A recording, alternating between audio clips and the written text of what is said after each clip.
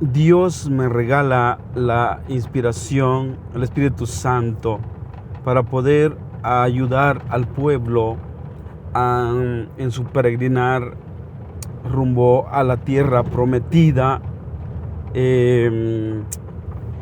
y trato la manera de, extirpar de en medio del pueblo algunas ideas chuecas que tenemos referidas a la fe y también a la forma de vivir el cristianismo, que raya muchas veces en el paganismo. No estoy haciendo algo que esté fuera de los cánones eclesiásticos y tampoco fuera de los cánones de la liturgia y fuera de los cánones del deseo de Cristo. La vida mundana en realidad es un problema dentro de la Iglesia Católica y del cristianismo en general. Vivir en la mundanidad. Si ustedes quieren saber qué dice Papa Francisco al respecto, váyanse y vean ahora un mensaje ahí del Papa Francisco sobre la vida mundana. Él explica esto. Dice, hoy sí, mañana no. Al rato sí y después no. Y después otro ratito sí. Yo se los he dicho de esta forma. Ratitos baila con Dios y ratitos baila con el diablo. Una vida cristiana, católica, disoluta. Y que al mismo tiempo es un coqueteo con las dos cosas. Entonces, este es un problema muy serio. Como ustedes verán, Papa Francisco es un hombre muy práctico y que le ha dado un giro tremendo a la iglesia. Él quiere lo que Cristo quiere, que nosotros los discípulos del Señor comprendamos que ser cristiano no es simplemente un título, que ser cristiano no es simplemente una frase o una religión sin sentido. No, ser cristiano significa pensar en un estado de la mente, del alma y del cuerpo. En un estado. Estar en otra dimensión. Yo les he dicho de esta manera, queridos hermanos. ¿No les gustaría estar en una plataforma diferente? Respirar a todo pulmón aires más puros de espiritualidad y de santidad. Y evidentemente que estoy viendo acá en mi misma parroquia, digamos, el resultado de ese sentir, porque hay gente que está transformando literalmente su manera de pensar y de vivir. Papa Benedicto XVI, gran eminencia, gran hombre de Dios. Ojalá que yo ya quiero que sea santo, porque uy, qué lumbrera, qué genio, qué interesante su manera de ver el mundo y la iglesia. Decía Papa Benedicto que si el cristianismo no transforma la realidad, las circunstancias, entonces carece de total sentido. Vean ustedes un libro que se llama, de Papa Benedicto XVI, se llama Fe y Ciencia. el sabor de la fe y el sabor de la ciencia. Y él distingue completamente entre una y otra y hace ver que la ciencia y el mundo, si no se interpretan bien, pueden ser un tropiezo para que un ser humano se encuentre con Dios. Al contrario, fe y razón, fides ratio, se llama la encíclica que escribiera. Realmente lo escribió Benedicto XVI, pues nomás la firmó todavía Papa Juan Pablo II, pero detrás de todo ese arsenal de cambios que venían, ya estaba Benedicto XVI, Papa Benedicto XVI, Joseph Ratzinger, este alemán que en realidad es una lumbrera, y dejó un legado para el mundo, Papa Benedicto XVI, y muy pocos lo conocieron. Si ustedes quieren saber al respecto de Papa Benedicto XVI una poquita, métanse al canal de YouTube y busquen el Salmo 120. Allá yo hablé de Papa Benedicto XVI. Genio, la verdad. Véanlo. Disfruten algo diferente.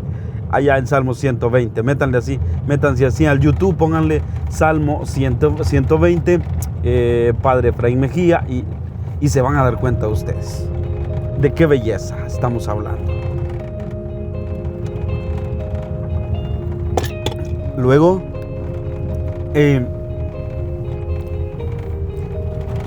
por eso tenemos como un resumen tremendo de estos tres papas con una visión distinta sobre el mundo y sobre Dios. Primero Papa Juan XXIII, que convocó al concilio, el que ahora conocemos nosotros como el Concilio Vaticano II, 1960-1965, se le llama el Papa Bueno. El Papa Bueno, fíjense ustedes, a Juan XXIII, que convocó el concilio, vivió pocos días, pero fue el que tuvo la visión de convocar a este concilio que viene a traer muchísimas cosas bellas para la iglesia. El Papa Bueno. Juan XXIII, está también su película ahí en las redes sociales. Está, googleenlo ustedes, película El Papa Bueno. El Papa Bueno, así le ponen. ¡Qué grande! Juan XXIII, qué visión, qué alcance intelectual. Y claro, guiado por el Espíritu Santo, ¿no? Pero el Papa Bueno, por favor, hay que disfrutar de cosas grandes, hermanos. Ya dejemos de perder el tiempo en cualquier novelucha, cualquier película así de ciencia ficción. Sí, está bien pues que te diviertes un ratito, ¿no? Pero también métete a lo grande. ¿Cuánta gente se va al cine 3-4 veces al mes? Imagínense ustedes. Y pues está bien, pues es tu dinero, tú dirás, es tu tiempo, es tu diversión. Está bien, pero pues somos cristianos. No nos debemos de mundanizar demasiado. No, ¿qué digo demasiado? Nada, más bien. Más bien es nula la cuestión de la mundanidad en un cristiano católico. Tenemos que pensar ya en cristianizarnos y desmundanizarnos. Eso es. Entonces, por eso pueden ustedes ver el mensaje de Papa, ya me hice bolas entre tanto Papa. El Papa Francisco, pues, nuestro Papa actual, que pues, gracias a Dios que es un Papa pastor. Ahorita les voy a hablar de eso. Entonces, vean ustedes qué dice él acerca de la mundanidad. El Papa Francisco hablando de la mundanidad. Entonces, es lo que venimos recalcando acá en nuestras comunidades. Y no estamos errados. No estoy errado en mi criterio, en mi manera de ver la situación, porque el líder máximo de la iglesia, el representante de Cristo, el vicario de Cristo en la tierra, Papa Francisco, habla de esta situación. Hay que desmundanizarnos. No podemos ser cristianos si queremos seguir abrazados al mundo, a su forma de presentarnos la realidad. Tenemos que ser diferentes. Algo tiene que pasar. Ciertamente que, como decía Jesús, ustedes están en el mundo y el mundo los odia porque el mundo no los ha conocido, claro. Pero Jesús decía también: Padre, te pido por estos que están en el mundo, sus discípulos, nosotros, dice, pero que no son del mundo. Hay que aprender a distinguir eso, queridos amigos. Estoy en el mundo, sí, pero no soy del mundo. Ya prediqué de esto en alguna otra ocasión, en alguna homilía. Ahora, el recorrido de los papas. Entonces, Papa Juan XXIII, que convoca el Concilio Vaticano II, que hoy conocemos nosotros, del cual se emanaron muchísimas cosas bellas para la Iglesia. Es un cambio rotundo el que vino a dar este Concilio Vaticano II. Reitero, 1960, 1965, grandes cosas para la Iglesia. Hay que leer Concilio Vaticano II, el Vaticano II, así se le llama, Vaticano II. Entonces el Papa bueno, Juan XXIII. Enseguida tenemos al Papa de las masas. El Papa que cuando se dio el problema de comunismo, capitalismo, prácticamente se venía la Tercera Guerra Mundial ya, ¿no? Entonces él intervino en esa parte, Papa Juan Pablo II. Entonces tuvo el valor de enfrentarse a los grandes poderosos del mundo y logró pues muchas cosas para que se diera la paz, es decir, que no se soltara la terrible Tercera Guerra Mundial, una guerra que pues, iba a devastar al mundo. Entonces el mérito en esa línea a Papa Juan Pablo II, aunque es por eso se llama el Papa de las masas, ¿no? Su lema, no, más bien el lema de muchos hacia él es te quiere todo el mundo. Y evidentemente que es un personaje espectacular, ¿no? Pero que también nos quedó a deber en muchas cosas, porque se preocupó por la cuestión externa, pero internamente el problema se estaba hurgando. Mucho problema con curas que cometían atrocidades, pederastía, y entonces en lo interno de la Iglesia se empezó a amolar. Fueron tantísimos años de su pontificado que la parte interna de la Iglesia se descuidó terriblemente. En el tiempo pues de Papa Juan Pablo II, claro que no se puede estar en todo, ¿no? Pero pues sí hay que señalar que se descuidaron muchas cosas en las arcas de la Iglesia. Por eso es que después viene a arreglar el tiradero el Papa Benedicto XVI, que de hecho en los últimos años de la Iglesia, hay que decirlo con humildad, pero también con sinceridad, ya gobernaba la Iglesia Benedicto XVI. Detrás de todos los pensamientos, cualquier cosa, ya estaba Benedicto XVI, que era cardenal. Entonces, cuando lo eligen Papa, a Papa Benedicto, claro que él sabía todo el problema que había. No podía hacer más, pues, porque no era el Papa. Pero una vez que entra, empieza con todo. Mano dura a los curas que cometen algún delito, ¿no? Y que sean destituidos de su cargo, que sean reducidos al estado laical.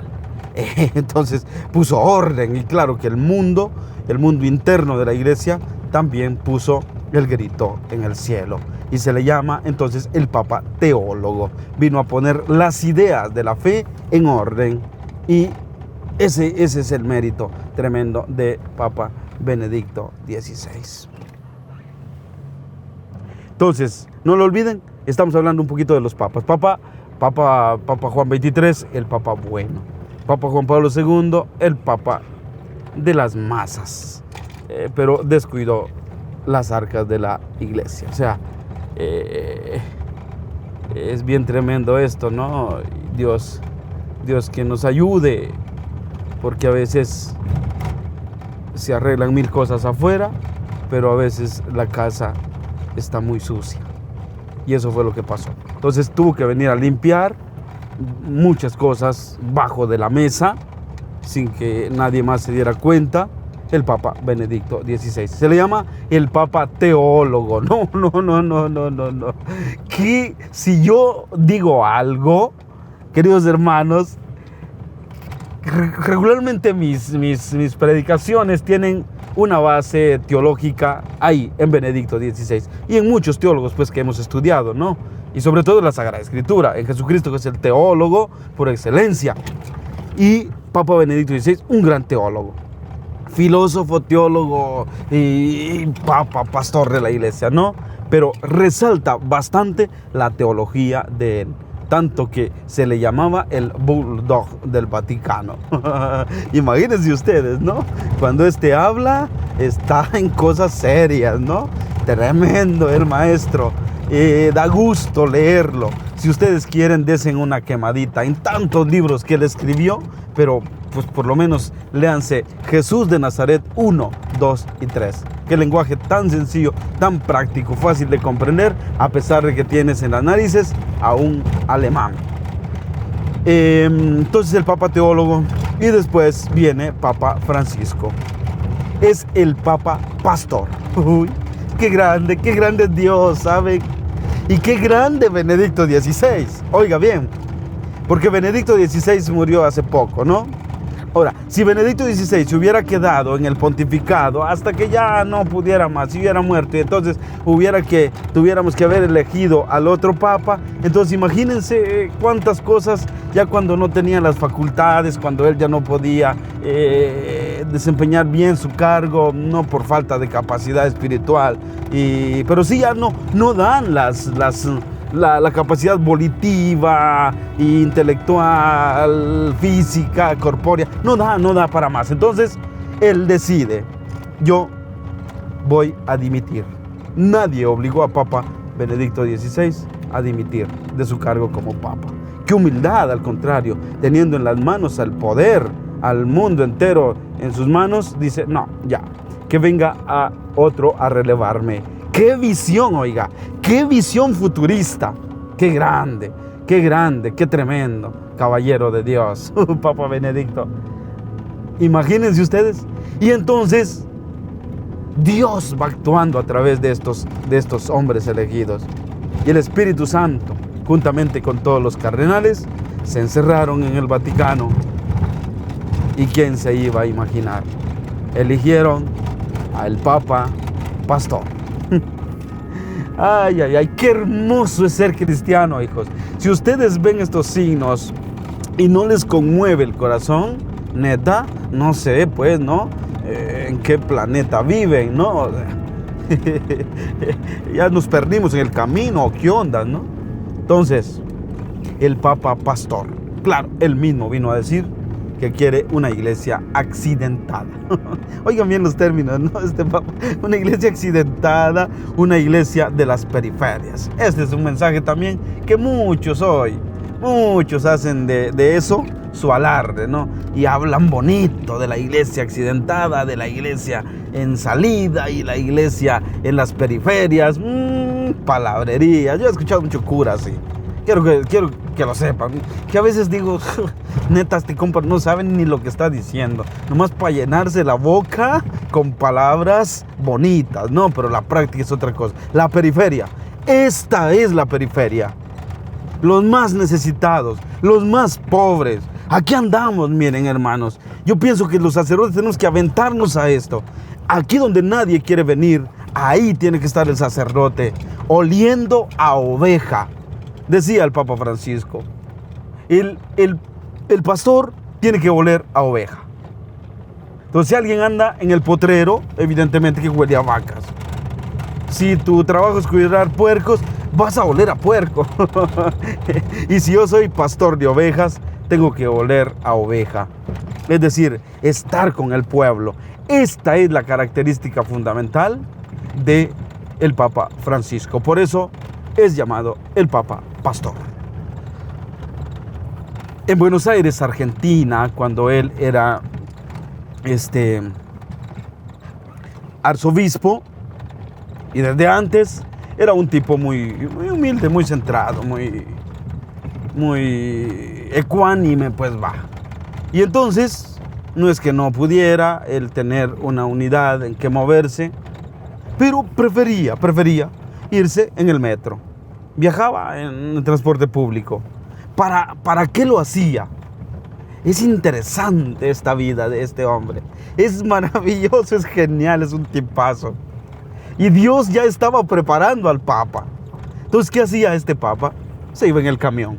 Y claro que al ir en el camión, él veía el movimiento de la sociedad. Veía por dónde las cosas funcionaban, ¿no? Cómo es estar con la gente sencilla, cómo es estar con los otros. Como a un niño que le preguntaron una vez, dime dos cosas que no hacen los ricos. Dice, no viajan en camión, claro, no viajan en el metro, no viajan en el transporte público. ¿Cómo les dicen allá por tu tierra? Las guaguas. No viajan, no los vas a ver en el camión. Y entonces es esta la realidad. Los pobres y los ricos, una marginación. Y el Papa Francisco viene a atacar esa situación. Y dice una iglesia pobre para los pobres. Claro que debemos de comprender esto. También ya lo he explicado en otro momento. Los pobres no solo son los pobres materialmente hablando, o sea, que no tienen los medios. A esos hay que ponerles mayor atención. ¿Por qué? Porque los pobres siempre fueron los privilegiados del Señor, los más necesitados, los que más sufren, los más marginados, esos a los que nadie les pone atención. A esos tenemos que ir nosotros. Sí, Dios nos ayude a no perdernos en ese caminar. Aquí vamos, tanto así, aquí vamos para buscar a estos pueblos humildes, sencillos, que viven más necesitados, los más marginados, la periferia, allá donde nadie quiere estar. No, porque ¿por qué la periferia? ¿Por qué el Papa Francisco habló de la periferia? Evidentemente que él sabe que en las grandes ciudades, por ejemplo, están los privilegiados, los que viven en zonas residenciales, los que viven con lujos, hasta hay lugares donde pues sí, hay policía que cuida la entrada, la salida. Es una cosa impresionante esto, ¿no? Cómo se marca la diferencia, y a veces somos cristianos los que marcamos la misma. Entonces, y mientras que está la periferia, allá en la orilla, casitas de cartón, casitas humildes, sin agua, sin luz, y pues estamos a unos 5 o 6 kilómetros de esa realidad. En las ciudades, ¿no? Me refiero en las ciudades. Entonces el Papa Francisco ve esto y dice, hay que ir a las periferias, porque ahí están los más pobres, los más necesitados. Pero también no hay que olvidar que a pesar de que muchos viven en grandes residenciales, pueden ser muy pobres a nivel de conocimiento de la palabra de Dios. Tienen dinero, pero es lo único que tienen. Tienen lujos, pero es lo único que tienen. Tienen grandes servicios, sí, pero es lo único que tienen. Y carecen de sentido en sus vidas, porque Dios a lo mejor está lejos. No digo que de todos, pero sí una buena mayoría de pobres afuera y de pobres adentro de los lujos. Entonces, vamos platicando sobre esta situación, queridos amigos. ¿Ustedes cómo ven? ¿Cómo ven la realidad? ¿Cómo ven este detalle del Papa Francisco? El Papa humilde, el Papa que incluso en las vestiduras de pontificales siempre se hacía alarde de atuendos muy exuberantes, y él viene y dice, no, algo sencillo, quiero una sotana sencilla, no, algo sencillo, la humildad y al servicio de los demás, ¿no? Entonces, los zapatos que tenía cuando lo eligieron como papa ya estaban rotos casi, ¿no? Ay, el papa. Qué gran gesto el que tuvo el mismo día que lo ordenaron papa, porque todavía Papa Benedicto, y con todo de que es un gran teólogo y lo amo y lo quiero, pues no, imagínense ustedes, una cosita media exuberante, ¿no? Sus zapatitos rojos acá del Papa y toda la cosa, ¿no? Está bien, está bien. Mi Papa Francisco viene con su sencillez ahí, todo, ¿cómo le diré? Todo un maestro dando cátedras de humildad, ¿no? Y aquí pues sí se nos ponen rojos los zapatos, porque el polvo está rojo, la tierra está roja, el barro está rojo. Entonces esto es, hijos, estos hermanos, miren, la verdadera alegría está en, a pesar de la periferia, del sufrimiento, del dolor, de la tristeza, de la amargura, ahí somos felices nosotros. Vamos adelante trabajando, ayudando a los demás con el corazón. Esto verdaderamente que es un regalo muy grande de parte de Dios. Queridos sacerdotes, hay que salir a las periferias, hay que ir a estos lugares, miren, vénganse un día si quieren tener una experiencia, algún sacerdote que me oye quiere venir acá, vénganse, va a ser una cosa maravillosa, va a haber, y yo sé que pues se va a llevar una gran enseñanza de estas personas también, porque así como aprenden ellos de nosotros, así nosotros también podemos sacar una experiencia para la vida de estas realidades. Aquí vamos, ya vieron, y así están la mayoría de mis comunidades, alejadas, en situaciones que no son muy cómodas, que digamos.